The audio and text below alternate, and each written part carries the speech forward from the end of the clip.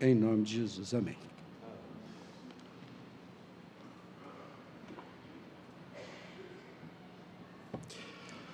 Vamos abrir nossas Bíblias no livro de Deuteronômio, capítulo 4. Deuteronômio, capítulo 4, os versículos 9 e 10. Deuteronômio, capítulo 4, os versos 9 e 10.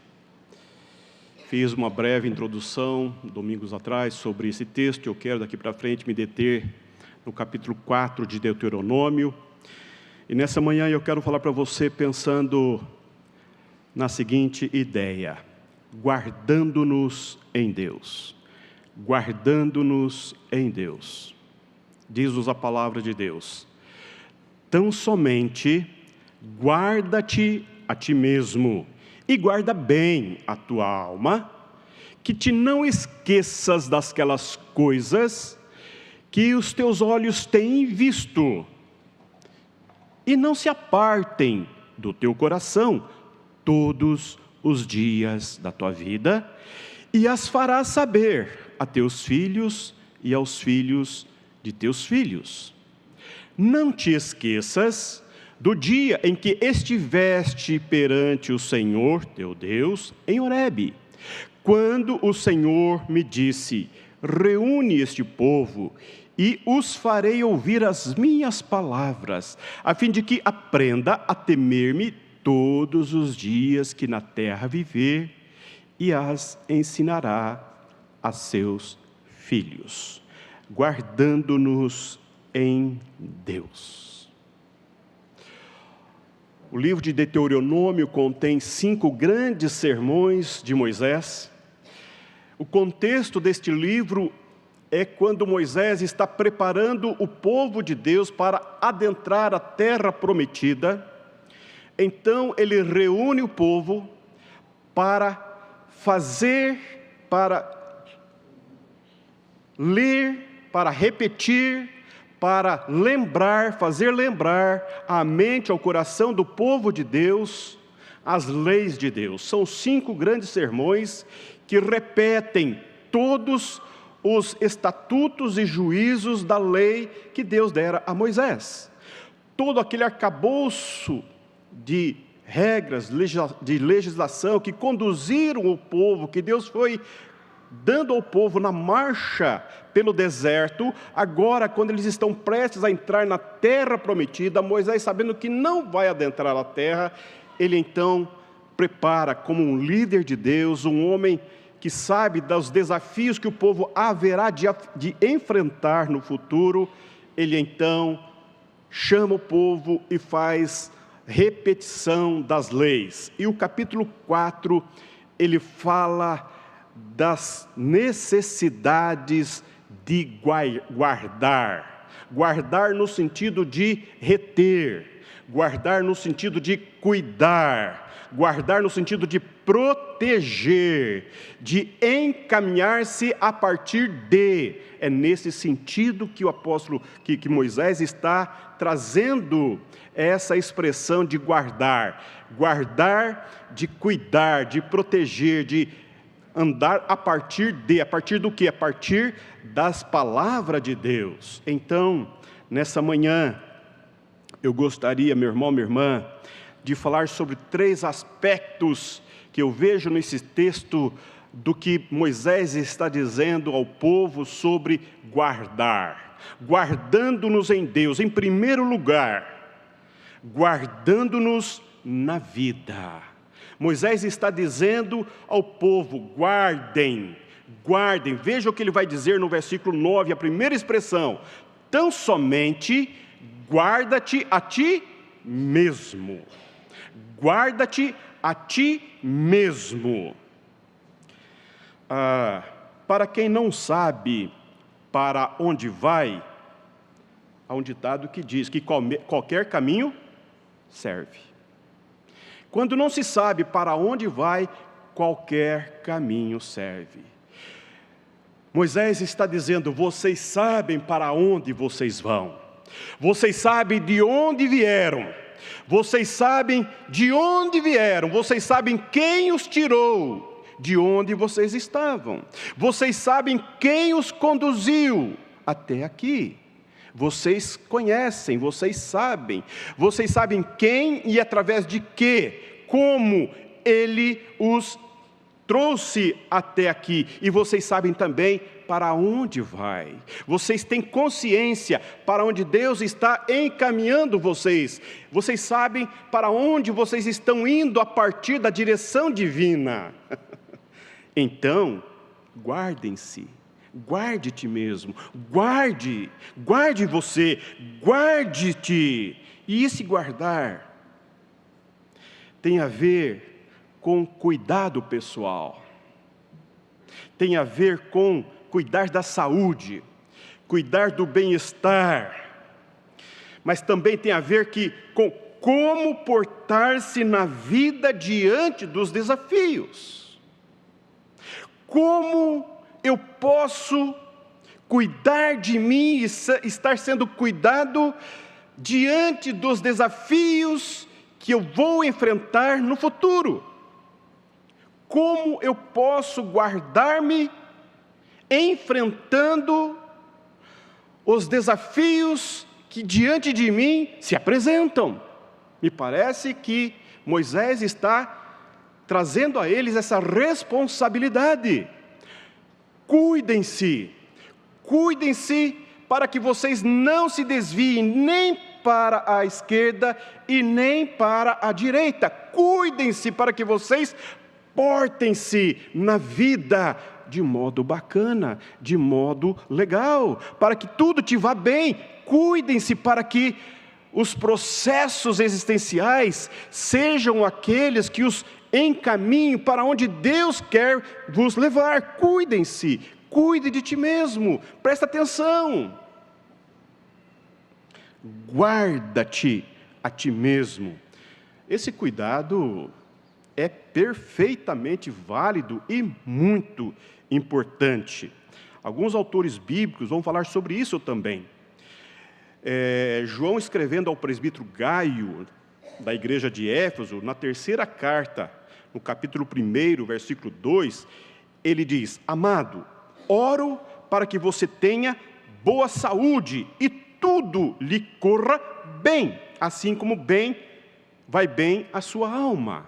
Veja, o apóstolo João está preocupado com um amigo pessoal, um presbítero da igreja, e ele ora para que Gaio vá gozar de boa saúde e tudo lhe corra bem. Há um cuidado.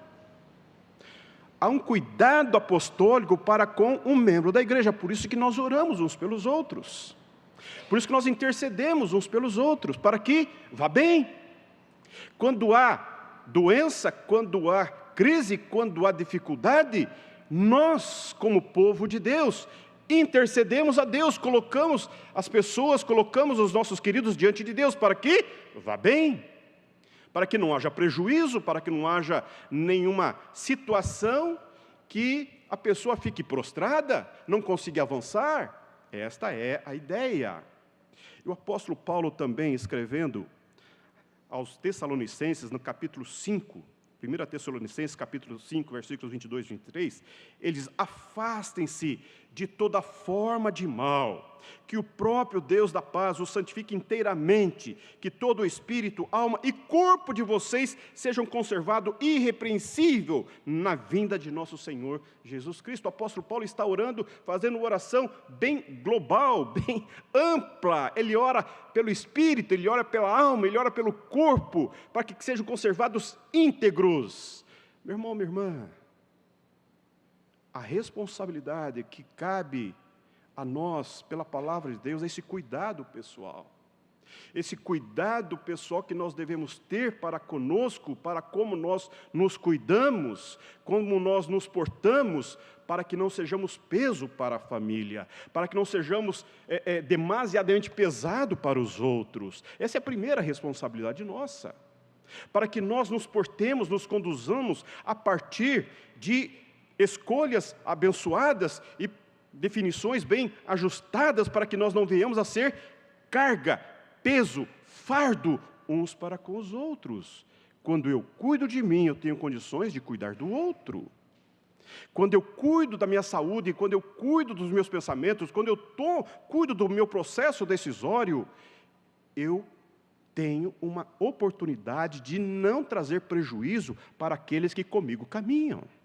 Cuide de ti mesmo, essa é a orientação de Moisés. Mas ele está, na verdade, falando algo muito mais profundo do que propriamente esse cuidado pessoal. Quando ele fala, cuide de ti mesmo, ele está falando, guarda-te a ti mesmo.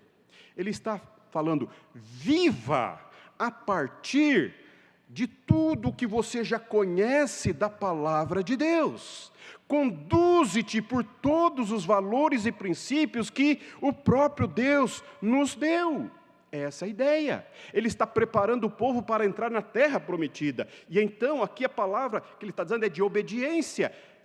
Capítulo 4 fala todo ele sobre obediência, ou seja, viva, caminhe, porte-se na vida a partir daquilo que Deus já revelou ao seu povo, a partir daquilo que a palavra de Deus diz para você viver. Viva a partir disto, cuide disto, encaminhe-se a partir disto. Então, ele está dizendo, em resumo, é isto: cuide para que você viva a partir dos valores e princípios da palavra de Deus. Esta me parece, uma boa ideia. Por isso que o apóstolo Paulo também vai dizer ao jovem Timóteo, no capítulo Tessalonicenses, tenha cuidado de ti mesmo e da doutrina. O apóstolo Paulo, escrevendo para Timóteo, na primeira carta, ele vai dizer para Timóteo, cuide de ti mesmo e cuide da doutrina. Um amado pastor, um experiente pastor, dizendo a um jovem pastor, ainda muito novo, fala, rapaz, você cuide de ti, ou seja, cuide daquilo que te foi outorgado pela mão de Deus, cuide da tua vocação, cuide da obra que Deus está fazendo na tua vida, cuide disto, presta atenção, fique naquilo que Deus já falou a você, naquilo que Deus já revelou a você, e cuide da doutrina, ou seja, não se desvie daquilo que Deus já revelou a você. Me parece que é essa a ideia. E a segunda ideia sobre guardarmos é algo mais profundo. Uma coisa, ele está falando de portar-se, de conduzir-se, de colocar-se na vida, de olhar e dar respostas graúdas a partir de valores e princípios que já foram pré-estabelecidos pelos quais devemos andar. Mas agora ele vai um pouco mais além. Veja a sequência, a segunda ideia, versículo 9. Tão somente guarda-te a ti mesmo e guarda bem a tua alma, a tua alma. E aí a segunda ideia é guardando a nossa alma, guardar bem a alma. E eu preciso dizer para você nessa manhã que guardar a alma é das responsabilidades mais importantes que eu e você devemos fazer nesta vida, guardar bem a alma. Eu quero ler aqui uma citação de um teólogo, Lauren.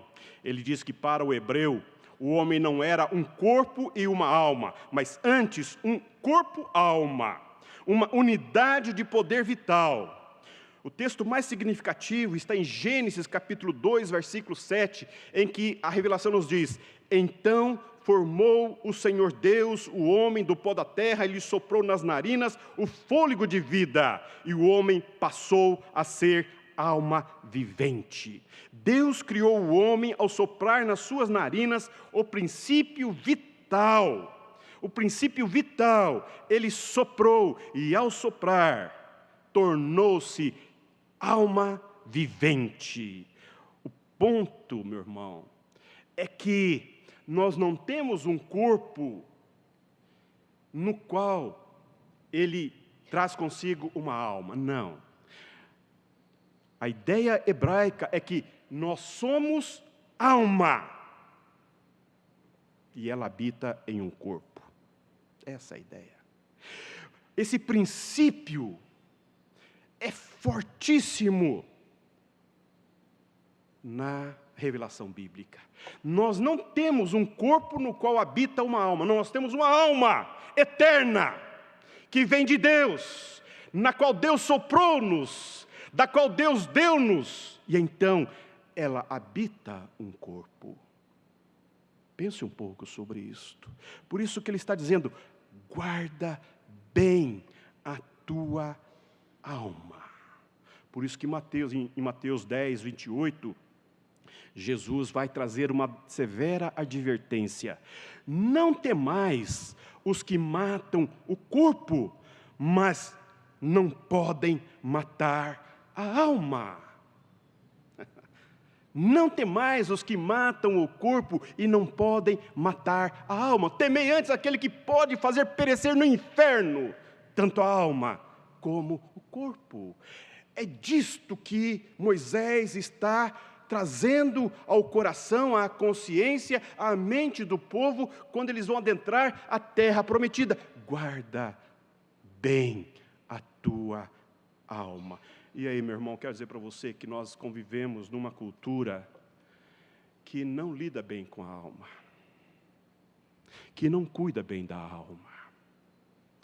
Convivemos numa cultura em que o cuidado, o zelo é com a estética, é com o corpo, é com a vida, com a existência, com esse processo existencial que é tão exigente. Por isso que nós fazemos dietas, por isso que nós cuidamos do corpo, por isso que nós vamos aos médicos, por isso que nós cuidamos, as mulheres cuidam quando se tornam grávidas para não ganharem muito peso, então há todo um cuidado para não ganhar muito peso, para depois ter que perder peso, ou seja, todo um processo de cuidado com a nossa vida enquanto vivemos aqui na terra.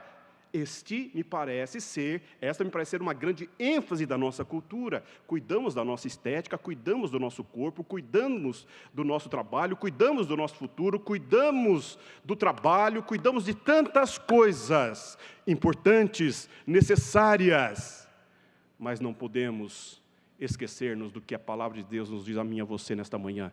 Cuide bem da tua alma. E eu quero lhe fazer uma pergunta nessa manhã. Como está a tua alma? A tua alma vai bem? Você tem comunicado-se com a tua alma?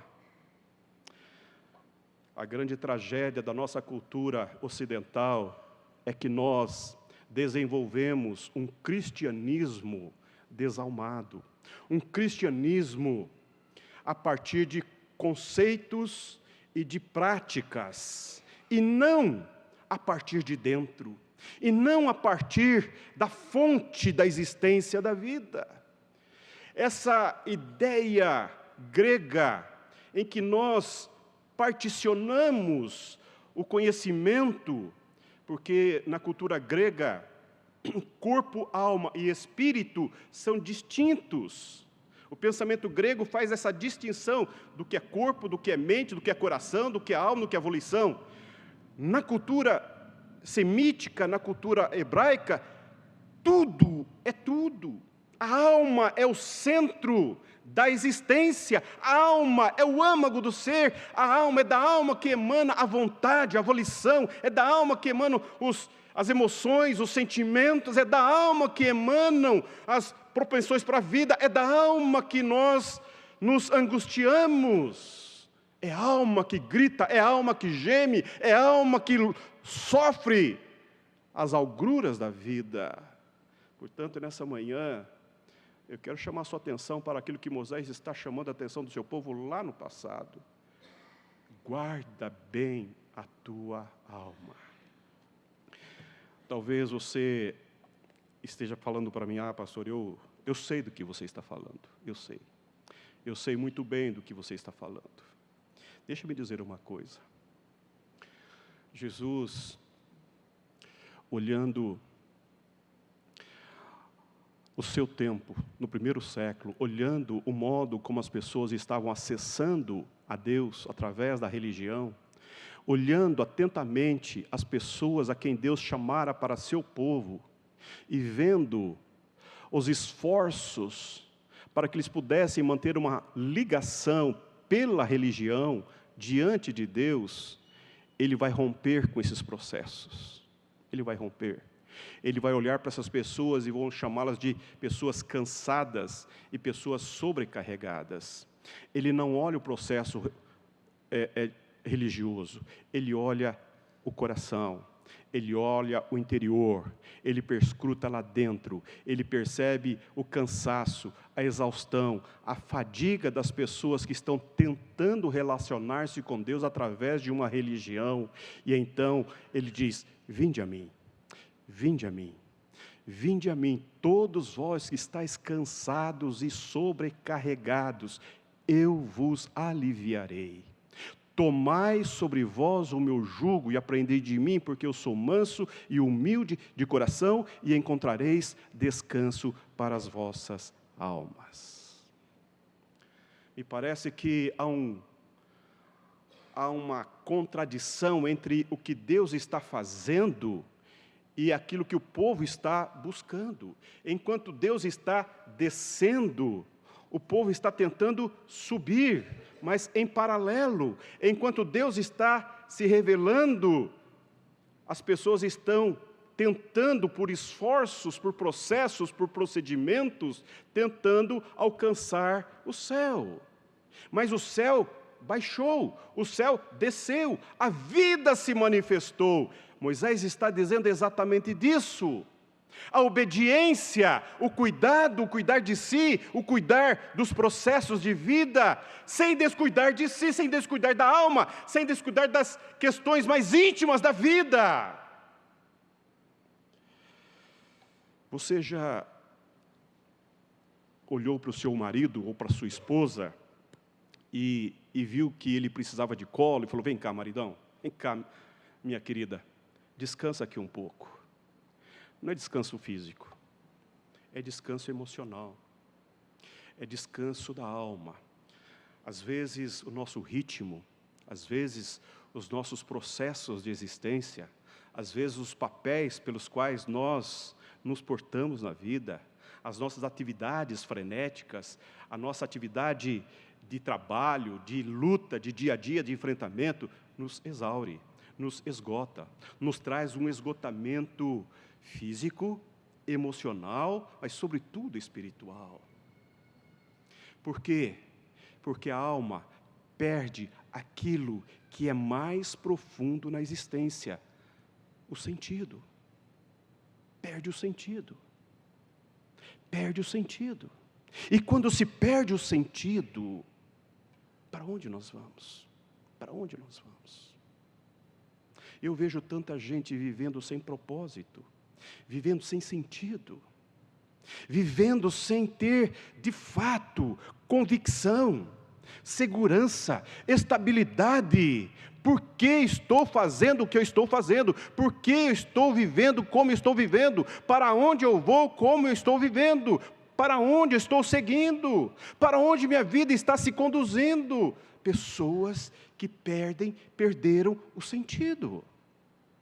Estão envolvidas no seu trabalho até o pescoço, estão envolvidas no cuidado familiar, estão envolvidas na sua paternidade, na tua maternidade, estão envolvidas com tantas e tantas tarefas diárias, mas a alma perdeu o sentido. A alma vagueia. Há um deserto na alma. Nos parece que a cultura roubou isso das pessoas, o sentido da vida, o sentido que traz leveza, que traz gosto, que traz alegria, que traz aquela sensação de que coisa boa. Quando a gente vai perdendo o gosto pela simplicidade das coisas, quando nós perdemos o olhar para as coisas mais singelas da vida, perdeu o sentido. Moisés está preocupado com a alma do seu povo, porque a alma é eterna. Deus imprimiu em nós a eternidade, e essa eternidade está posta a mim e a você, e Moisés está dizendo: cuide bem da tua alma. Meu irmão, nessa manhã eu preciso dizer isso para você. Você tem comunicado com a tua alma? Você tem chamado a si mesmo no seu cuidado pessoal e pastoreado a sua alma, trazendo ela aos pés da cruz, colocando ela pela palavra de Deus, trazendo ela ao eixo da palavra de Deus. Você tem colocado-se diante daquilo que é eterno, daquilo que é justo, daquilo que é reto, daquilo que é puro, daquilo que é criador e sustentador da sua vida, e falar: alma, cuide-se, alimenta-te, pastoreie-se pelo Deus da vida. Veja que Jesus vai dizer em Marcos 8,36, que aproveita ao homem ganhar o mundo inteiro e perder a sua alma. Veja que nessa manhã, meu irmão, eu quero chamar a sua atenção para esta realidade que Moisés está trazendo ao povo de Deus. A sua alma é eterna. E esse processo existencial que dura, segundo o Salmo 90, 70, 80, e depois vem o cansaço e a fadiga, isso passa tão rapidamente. Uma década hoje é tão fugaz, é tão rápido. E nós vivemos numa cultura em que tudo tem que acontecer rapidamente, muito rapidamente, com as respostas rápidas, como se fosse tudo automatizado, automaticamente. A vida não é assim. Nós não funcionamos assim. Nós somos seres complexos. Nós somos seres que precisam estar integrados, ajustados, internamente, conectados com o eterno, o autor da vida, o Senhor da história, o Deus que é autoexistente. A nossa vida vem dEle, promana dEle, e é para Ele que nós vamos. Nós não podemos nos perder nesses processos da vida, nós não podemos nos perder nesses processos existenciais, porque isto passa, isso vai passar, isso é passageiro. Por isso que Moisés está dizendo: não entrem apenas nos processos de obediência daqui para lá, mas ajusta internamente, integra internamente, cuida da tua alma, pastoreia a tua alma, traga a tua alma aos pés da cruz, coloque-se diante de Deus, converse com Deus a partir da tua alma. Isto exige uma atitude corajosa. Isto existe uma atitude de quem de fato quer crescer, quer agigantar-se, quer avançar plenamente, totalmente, completamente, integradamente, que não aceita uma vida partida, uma vida rachada, que não aceita uma vida mais ou menos, uma vida de faz de conta. Isso é uma atitude de quem de fato quer fazer diferença na vida da esposa, na vida do esposo, na vida do filho, na vida da filha, no mercado de trabalho. Pessoas que estão integradas, ajustadas, bem firmadas, bem postadas, e porque sabem porque estão ali, estão integralmente, inteiramente, plenamente naquilo que se propõe a fazer. Moisés está dizendo exatamente isto. O que adianta a gente ser um excelente profissional e viver pelo trabalho, e a partir do trabalho conquistar tanta riqueza, tanto entulho, e depois morremos, fica tudo para pessoas que não fizeram nenhum esforço, gastarem como querem. Que tragédia de vida viver pessoas que assim se comportam. Este é o engano mais tolo que alguém pode cometer. Agora veja, Jesus vai dizer a um homem que teve uma grande colheita, ele colheu bastante, e então, tendo aquela grande colheita, ele vai dizer: já sei o que eu vou fazer, vou aumentar os meus celeiros, vou colocar tudo em grandes celeiros, e vou dizer à minha alma: alma, coma-te e arregala-te. Olha o que Jesus vai dizer em Lucas 12, do 19 ao 21. Então direi à minha alma: tens em depósito muitos bens, para muitos anos, descansa, come, beba e regala-te. Mas Deus lhe disse: louco, esta noite te perderão a tua alma, e o que tens preparado, para quem será? Assim é o que entesoura para si mesmo, e não é rico para com Deus. Meu irmão, presta atenção nessa palavra preciosa, porque é só aqui que você escuta isso, é só aqui, no meio do povo de Deus. A palavra de Deus nessa manhã é exortativa a você e a mim. Guarda bem a tua alma, alimenta a tua alma, sacia a tua alma, viva, traga a tua alma aos pés do Criador, porque do contrário, a vida perde completamente o sentido. E em terceiro lugar, a terceira ideia, se a primeira ideia é guarda-te a ti mesmo, a segunda ideia, guarda bem a tua alma, a terceira ideia, somos guardados por Deus, somos guardados por Deus.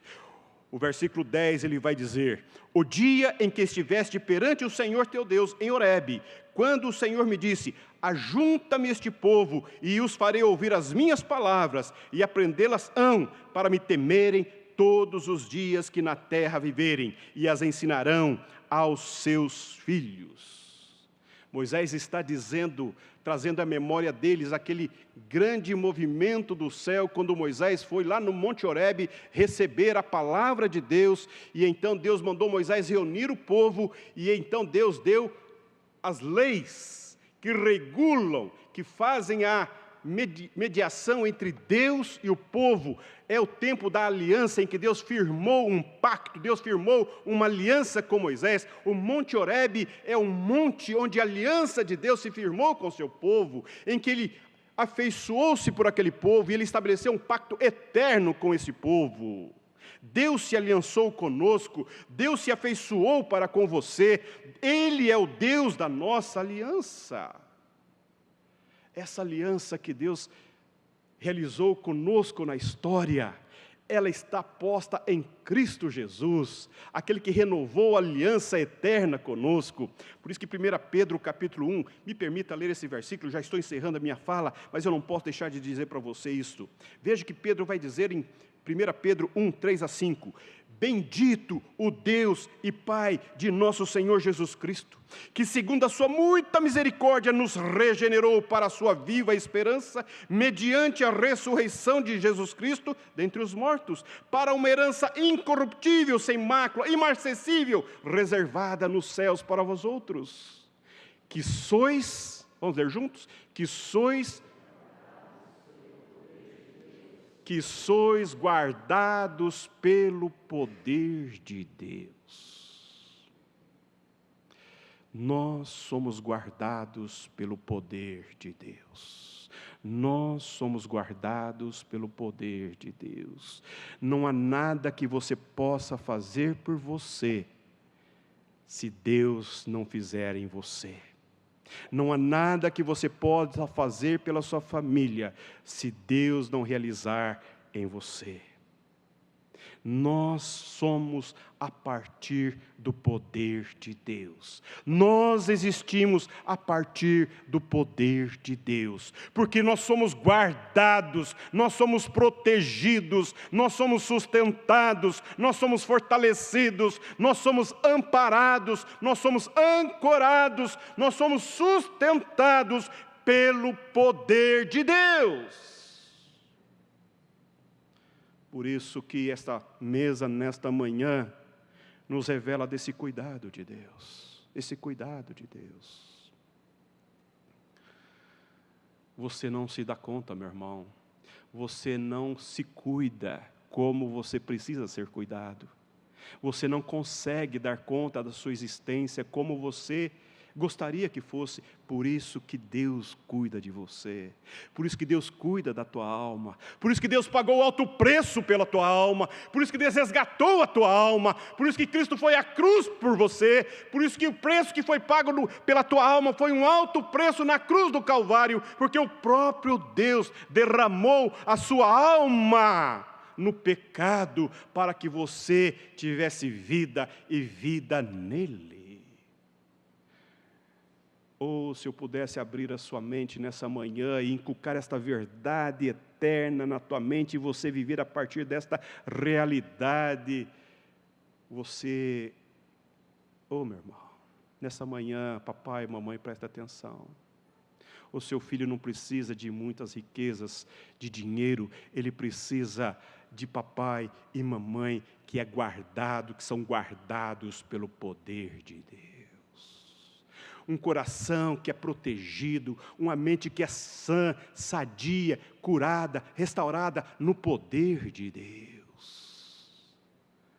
Um papai, uma mamãe, um marido, uma mulher que vive no poder de Deus, que é sustentado pelo poder de Deus, esse poder amoroso, esse poder sustentador, esse poder que é visceral, que está conosco em todas as circunstâncias da vida, que não depende das circunstâncias humanas, Ele está acima das nossas idiosincrasias, e Ele atua em nós pelo seu poder eterno, que é superior a todas as vicissitudes humanas. Moisés está dizendo desse cuidado que Deus tem para conosco, e ele diz: coloca esta verdade na tua alma, pastoreia a tua alma por esta verdade eterna. Deus cuida de nós, nós pertencemos a Deus, nós somos de Deus, nós não somos do mundo, nós não somos de nós mesmos, nós pertencemos a Deus, e Deus cuida de nós.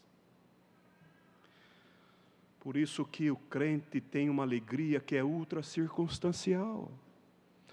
Ainda que as circunstâncias queiram nos afogar em crises, em tragédias, todavia a nossa alma, ela está serena, tranquila, apacentada, porque ela está posta no Deus que tem poder para nos cuidar e proteger, porque alto preço foi pago.